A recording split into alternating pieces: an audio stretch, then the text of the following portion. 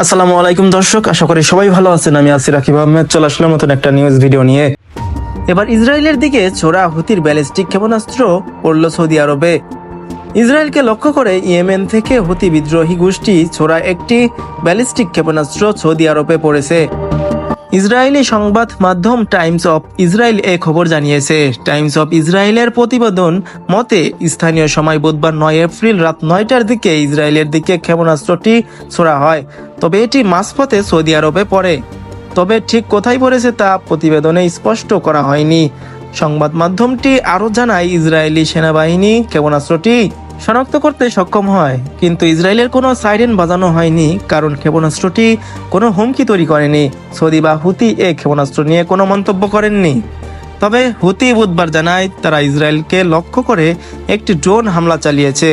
2023 সালের 7 October Gaza Israeli সামরিক আগ্রাসন শুরু হওয়ার কয়েক সপ্তাহ পর থেকে হুতি লোহিত সাগর ও এর আশেপাশের সমুদ্র অঞ্চলে ইসরায়েল ও এর সঙ্গে সংশ্লিষ্ট দেশগুলোর জাহাজ লক্ষ্য করে হামলার পাশাপাশি ইসরায়েলেও হামলা চালিয়ে আসছে।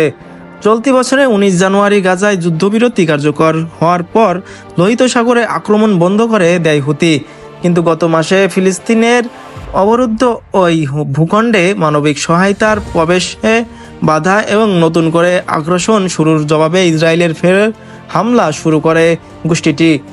টাইমস অফ ইসরায়েলের প্রতিবেদন মতে গত 18 মার্চ গাজা উপত্যকায় হামাসের বিরুদ্ধে ইসরায়েলি বাহিনীর নতুন আক্রমণ শুরু হওয়ার পর থেকে হুতিরা ইসরায়েলের দিকে 18টিরও বেশি ব্যালিস্টিক ক্ষেপণাস্ত্র এবং 2টি ড্রোন নিক্ষেপ করেছে।